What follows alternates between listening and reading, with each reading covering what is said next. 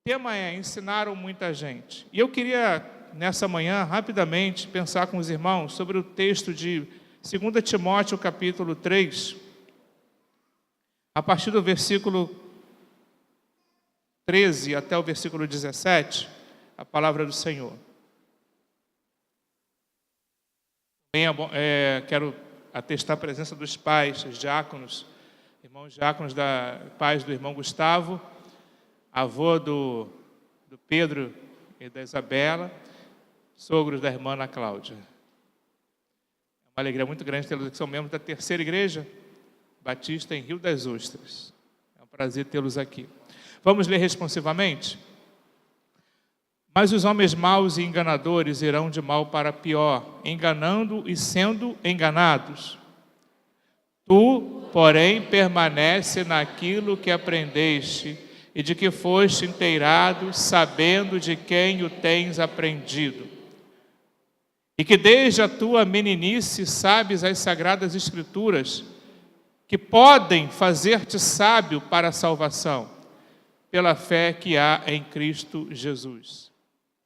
Toda a Escritura é divinamente inspirada e proveitosa para ensinar, para redarguir, para corrigir, para instruir em justiça. Palavra do Senhor, que Ele, pois, nos abençoe. Amém? Deus, eis a Tua palavra e Teu servo, fala-nos por misericórdia nessa manhã, em nome de Jesus. Amém.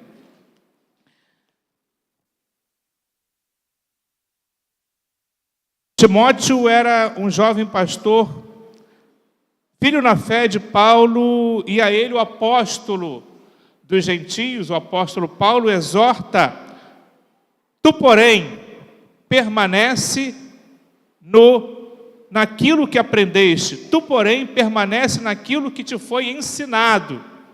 Por que Paulo fala o porém? Eu falei semana passada sobre esse porém é tão interessante, porque ele contradiz uma ideia anterior, e a ideia anterior está no versículo 13. Mas os homens maus e enganadores irão de mal a pior, enganando e sendo enganados. E Paulo no versículo 12 diz: os que querem viver piamente, ou seja, de forma piedosa, de acordo com a vontade do Senhor, padecerão perseguições. Mas os homens maus e enganadores irão de mal a pior. Ou seja, ainda que os bons, aqueles que querem viver piamente, sofram, os que são os enganadores e os que vivem de uma forma ímpia irão de mal para pior. Ou seja, estarão sempre piorando, enganando e sendo enganados. Porque, na verdade, aquele que engana, ele acha que engana, mas ele está enganando a si mesmo. E aí Paulo vai dizer: tu, porém, permanece naquilo que te foi ensinado. E que esse ensino seria esse que Paulo se refere? Nós sabemos a história de Timóteo, que Timóteo recebeu os seus ensinos lá na sua meninice. Tu, porém, permanece naquilo que aprendeste, e desde que foste inteirado, sabendo que tens aprendido, e que desde a tua meninice recebestes. Timóteo recebeu esse ensinamento ainda muito jovem. Aliás, a tradição diz que um jovem, uma criança, a partir dos 5 anos, um judeu, a partir dos 5 anos, já começava a receber formalmente os ensinamentos da Torá, da palavra de Deus. E alguns comentaristas dizem que Timóteo recebeu até antes disso, porque lá no capítulo 1, no versículo 5 da segunda carta, nós lemos assim a palavra. Na segunda carta de Timóteo, capítulo 1, versículo 5, nós lemos assim: trazendo à memória a fé não fingida que em ti há, a qual habitou primeiramente em tua avó Lóide e em tua mãe Eunice, e estou certo de que também habita em ti. Ou seja, Timóteo foi instruído pela avó e pela mãe, desde pequenininho, desde mocinho, desde tenra idade, ele foi instruído naquilo que ele deveria ensinar. Irmãos, nós só podemos passar aquilo que recebemos. Paulo diz na ceia: eu vos ensino o que recebi do Senhor. Ou seja, eu primeiro preciso receber. Na verdade, se eu quero ensinar, eu preciso receber. E para ensinar muita gente, que é o tema da EBD, eu preciso receber algo do Senhor. Como eu falei ontem aqui no culto de consagração, para eu poder me santificar, eu preciso me santificar para quê? Para que eu seja instrumento lá fora. Então, para eu poder apresentar alguma coisa a alguém, eu tenho que receber. Se eu não recebo, como posso dar? Foi o que os discípulos apóstolos falaram na porta formosa do templo ao paralítico. Não temos ouro nem prata, mas o que temos, isso te damos. Por quê? Porque eu recebi isso do Senhor e eu quero passar. Então, hoje, muitos cristãos estão atrofiados na sua vida, no seu ministério, porque não recebem, não param tempo para meditar. E aí ele fala que é uma fé não fingida. Sabe por que uma fé não fingida? Porque a fé que ele recebeu, e aí entenda-se fé como conjunto de ensinamento, foi passada através da vida de sua avó e da sua mãe. Foi uma fé vivida na essência, no viver diário de Eunice e de Lloyd. Foi uma fé que era uma fé demonstrada em atos, em atitudes, e não uma fé passada teoricamente. Paulo está dizendo aqui que essa fé não fingida, ele tinha certeza, não duvidava que havia também em Timóteo, porque foi passado de geração em geração. Irmãos, há muitos pais hoje que pegam seus filhos e levam para dentro de uma igreja e acham que o professor da escola bíblica, a tia da escola bíblica, vai ensinar tudo para ele e que os pais não precisam ensinar mais nada dentro de casa. Tenho certeza que não é isso que acontece aqui. Mas há muitos pais que esquecem que o ensinamento maior está dentro da sua casa. Timóteo recebeu da sua avó e da sua mãe.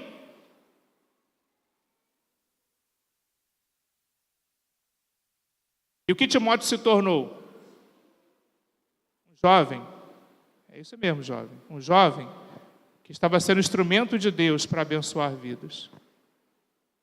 Se tornou um pastor, um obreiro, um ministro do Evangelho, um pregador da palavra, um professor, porque para isso ele foi exortado. Persiste em ler, em exortar e em ensinar. Persiste, não deixa de praticar isso.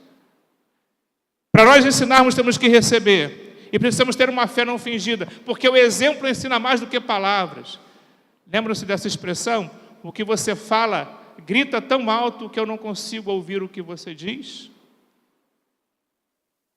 Se o meu exemplo não for ensino, a minha palavra será mera retórica, será mera teoria, porque não haverá credibilidade. E que o Cristo ensinava e como ele ensinava, e até o ponto dos religiosos da sua época dizer, ele ensina como tendo autoridade, porque Jesus vivia o que ele pregava e pregava o que ele vivia. Não era passar apenas uma teoria, faço o que eu mando, mas não faço o que eu faço. Então, muitos pais passam isso, levam o filho para a igreja, o neto, e lá se cuida, se vira pastor, se vira professor, cuida do meu filho. Quando na verdade o ensinamento começa dentro da sua casa. Deuteronômio capítulo 6 fala isso. Exorta o teu filho, levantando, andando pelo caminho, fala para ele da palavra. A gente esquece muito isso e acha que a responsabilidade é só da escola bíblica, do professor e do pastor da igreja. A maior escola bíblica que pode acontecer dentro de casa também, com exemplo e ensinamento. Mas avançando no texto, são esses ensinamentos que o apóstolo Paulo exorta Timóteo. No capítulo 4, de 11 a 13, ele diz assim, da primeira carta, não da segunda. O apóstolo Paulo diz a Timóteo, manda estas coisas e ensina-as. Ninguém despreze a tua mocidade, mas ser exemplo dos fiéis na palavra, no trato, no amor, no espírito e na fé e na pureza. No espírito, no amor, na fé e na pureza. No procedimento, no amor, na fé e na pureza. Persiste em ler, exortar e ensinar até que eu vá. Não despreze o dom que há em ti, o qual te foi dado por profecia com a imposição das mãos do presbitério. Medita nessas coisas, ocupa-te nelas, para que o teu aproveitamento seja manifesto a todos.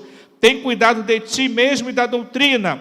Persevera nessas coisas, porque fazendo isso salvará tanto a ti como os que te ouvem. Vejam o que Paulo está dizendo aqui. Ninguém despreze a tua mocidade, o fato de você ser jovem. E às vezes dizer assim, um jovem quer me ensinar. Um jovem que saiu agora da fralda quer me ensinar. Na verdade, o que Paulo está dizendo aqui, que para ensinar não tem idade. O boletim, a capa do boletim fala sobre uma das grandes fontes de ensino que são os anciãos.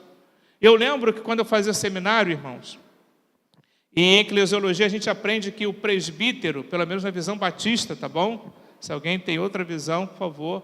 Na visão batista, o presbítero, do grego presbíteros, é o ancião. E eu tinha um professor chamado pastor Antônio Pinto, falecido, já está na glória, pastor de eclesiologia do seminário Betel. Ele dizia assim para os alunos: vocês serão os anciãos da sua igreja.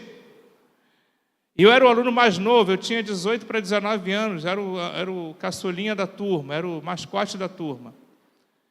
E ele olhou para mim e disse: o Marco Aurélio será também ancião da igreja dele, embora ele seja um jovem. Ainda estou, tá bom? Né?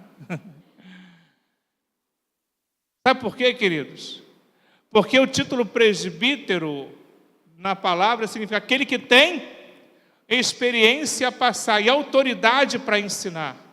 Independente da idade, jovem, adolescente, se você viver uma vida no altar do Senhor, se você viver uma vida de consagração ao Senhor, você será exemplo e poderá ensinar sim, porque a tua vida será um fator incontestável do que você está ensinando.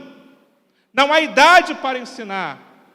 Só os anciãos ensinam, só as irmãs mais idosas, só os irmãos mais idosos, só o pastor ensina. Não é. Isso é um paradigma que tem que ser quebrado. Não há idade para ensinar. Todos podem ensinar muita gente. Por isso Paulo está dizendo a Timóteo: não despreze a tua mãe. Ninguém despreza o fato de você ser jovem. Mas você tem que ser o exemplo dos fiéis. Se nós dermos exemplo, até uma criança nos ensina, irmãos. Aliás, Jesus disse isso e colocou uma vez, falando para a multidão, ele pegou uma criança, colocou no meio e disse: se vocês não se fizerem como uma criança, como essa criança, de maneira nenhuma vocês entrarão no reino dos céus. Porque a criança tem um exemplo a nos dar, um exemplo de humildade, um exemplo de perdão. A criança se perdoa fácil, a criança tem humildade, de pureza. O exemplo fala muito alto. O mundo quer ver mais em nós exemplo do que palavras. Francisco de Assis, embora hoje seja tão adorado, né, ele disse: pregue a palavra, pregue o evangelho. Se preciso for, use palavras. Porque o mundo quer ver exemplo.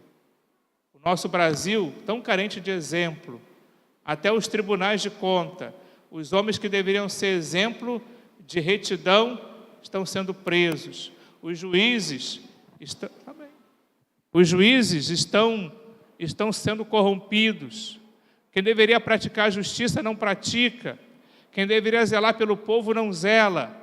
Um país tão carente de exemplo precisa de homens e mulheres cristãos que deem exemplo na sua vida. Por isso Paulo exorta Timóteo: ser exemplo dos fiéis, padrão dos fiéis, na palavra, no trato, no amor, no procedimento, na fé e na pureza. Mas por que ensinar a palavra? Por que ensinar a palavra? Por que a exortação de ensinar a palavra, queridos? Primeiro, o versículo 16 do texto que lemos, ele vai dizer: porque a palavra de Deus é inspirada. O apóstolo Paulo diz, e eu quero ler na versão King James, que diz assim, e eu vou me ater a ela agora: toda a Escritura é inspirada por Deus. Paulo é enfático em dizer toda a Escritura. E que Escritura ele se refere? Antigo Testamento e frações do Novo Testamento que já circulavam nas igrejas. Toda a Escritura é inspirada, ponto final. O que é inspiração? Colocar para dentro. Faça assim, ó. O que você está fazendo? Inspirando. Você está trazendo ar para dentro de você. Assim foi a palavra, ela foi inspirada. O homem recebeu a palavra, a inspiração para escrever a palavra, respeitando-se, claro, a cultura, o tempo em que foi escrito, o perfil de cada escritor, dos quase 40 ou cerca de 40 escritores da Bíblia, foi respeitado, o estilo literário de cada um, mas a inspiração foi de Deus. É a mesma coisa que eu disse assim, você vai agora fazer uma poesia sobre a rosa. Cada um vai escrever de um jeito, mas vão falar da mesma coisa. Vai ser respeitado o estilo literário de cada um. Assim foi a palavra do Senhor, ela é inspirada por Deus. Toda a Escritura é inspirada, ou seja, Deus soprou essa palavra na vida dos cerca de 40 autores da Bíblia. Paulo diz, Pedro nos diz em 2 Pedro 1,21, nenhuma Escritura foi escrita pela vontade do homem. E nenhuma Escritura é de particular interpretação. Paulo também nos diz em 1 Timóteo 1,15 que ela é fiel e digna de toda aceitação.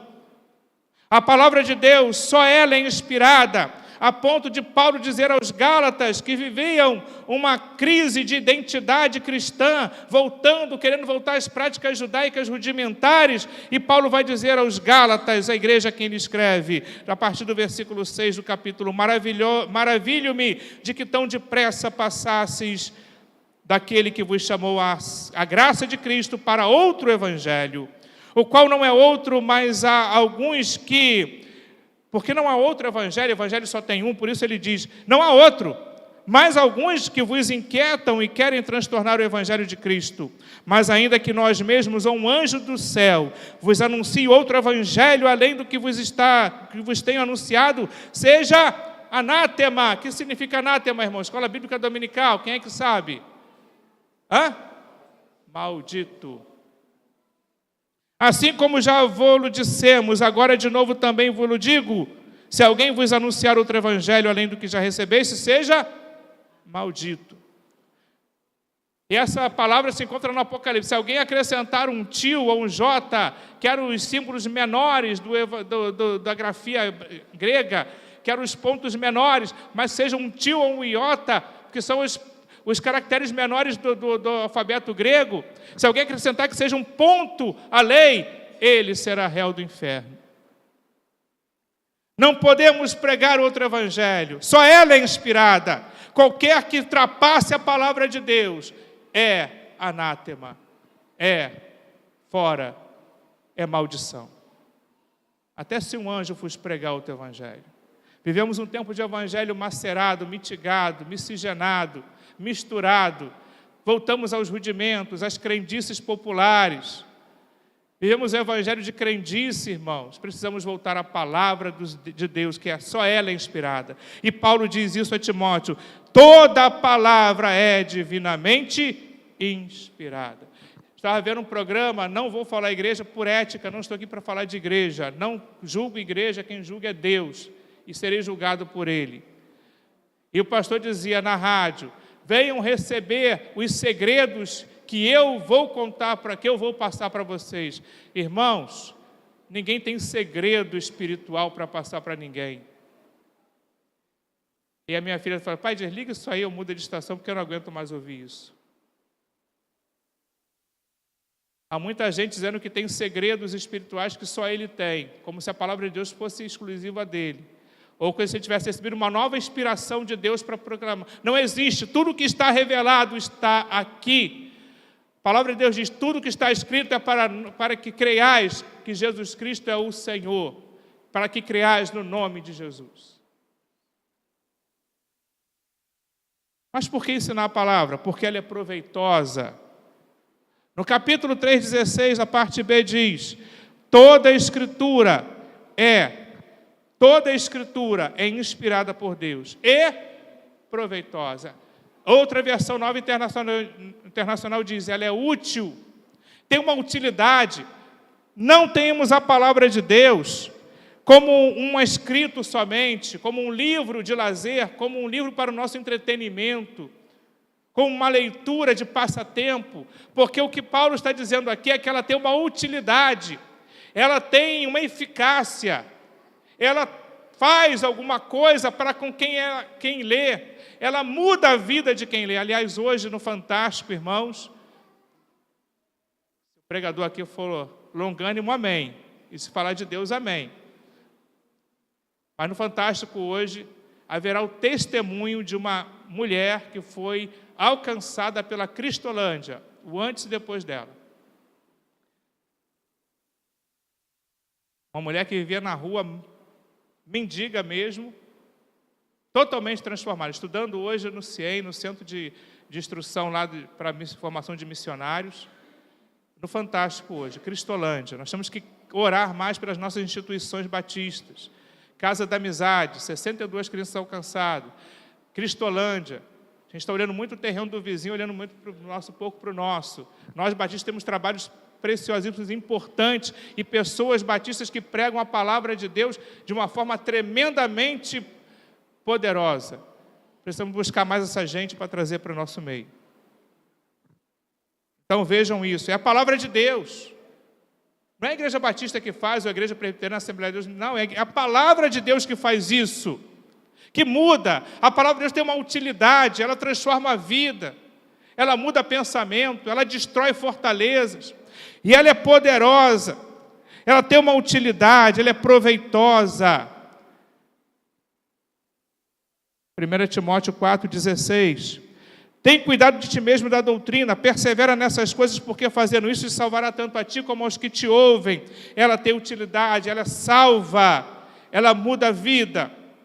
Em terceiro lugar, porque temos que ensinar a palavra? Porque ela é instrumento de Deus para nosso aperfeiçoamento. Aí vem 16 e 17 do texto que lemos. Toda a Escritura é inspirada por Deus e proveitosa para... Em primeiro lugar, ministrar a verdade. Você quer conhecer a verdade? Lá nos Estados Unidos, quando alguém quer se aperfeiçoar em identificar notas falsas de dólar, o curso que ele faz é o seguinte, ele começa a estudar minuciosamente a nota verdadeira. Porque se eu não saber o que tem na verdadeira, como é que eu vou identificar a falsa? Se eu identificar a falsa somente pelos... Eu vou me perder, eu não vou saber o que é a verdade, o que é verdadeiro. Então, se eu preciso da verdade, eu preciso me inteirar da verdade. Por isso Jesus fala no Evangelho de João, conhecereis e a verdade. Eu preciso conhecer a verdade. A nota que preciso conhecer é a nota verdadeira. A palavra que eu preciso conhecer é a palavra de Deus. Para identificar as falsas doutrinas, as heresias que estão sendo pregadas, eu preciso identificar a verdade pela palavra de Deus. Ela é a palavra da verdade.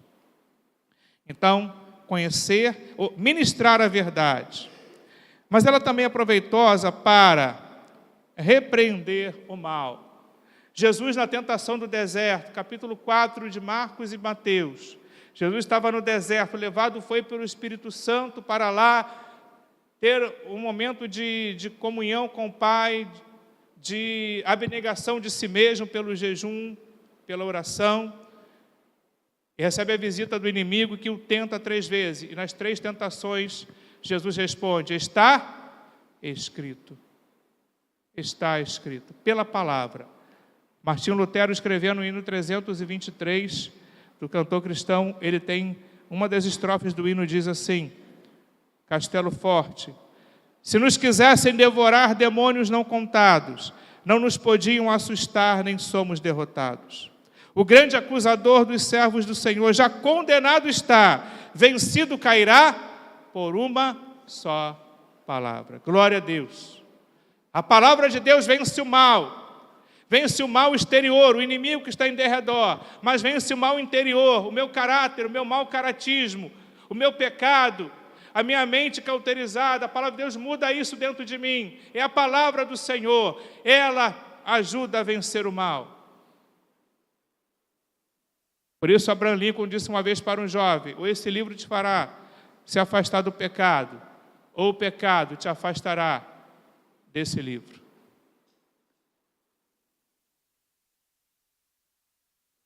Mas se a palavra de Deus é a tua verdade, você examina ela a cada dia, ela vai te separar e vai te livrar do mal interno e do mal externo, porque o inimigo não resiste à palavra de Deus.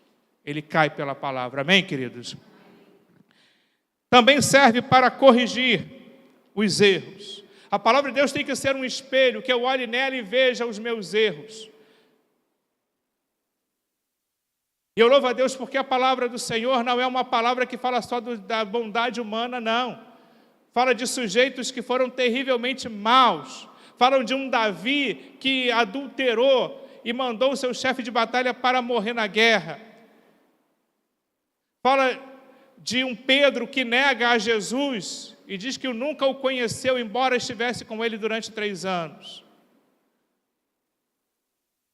E de tantos outros exemplos maus que ela fala, de Ananias e Safira que mentiram à igreja, achando que mentiram aos homens, mas mentiram ao Espírito Santo.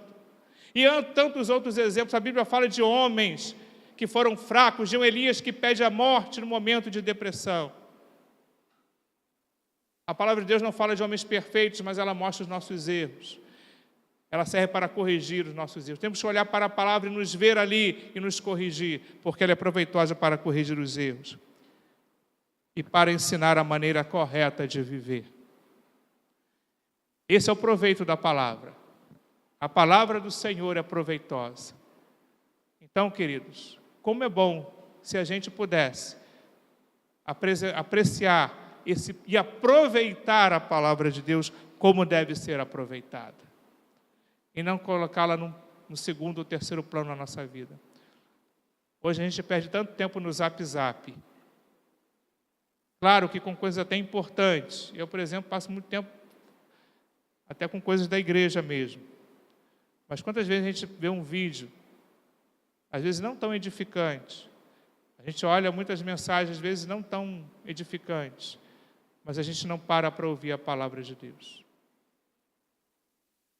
Toda palavra, toda escritura é divinamente inspirada e proveitosa para ensinar, para corrigir, para vencer o mal e para ensinar o modo certo de viver, o modo justo de que se vive. Que nessa manhã Deus possa estar falando ao nosso coração e nos conclamando e nos entusiasmando e nos motivando a voltarmos para a palavra. Como os crentes lá da cidade de Bereia, que quando Paulo pregou, ia para a Escritura e perguntava: será que o que ele pregou está de acordo com a palavra de Deus? Você sabe por que a gente aceita tudo hoje que é pregado, irmãos? Porque a gente não conhece a fórmula correta, que é a palavra de Deus. Compra um remédio. Se você não lê na bula para que ele serve, você vai estar tomando veneno. Ouça uma palavra. Se você não verificar se está de acordo com a bula de Deus, que é a palavra de Deus, você está tomando um veneno. Cuidado com o que nós ouvimos, ou cuidado com o que nós vemos hoje. Há muitas ofertas no Evangelho, mas somente uma palavra é inspirada, a palavra de Deus, e ela permanece para sempre.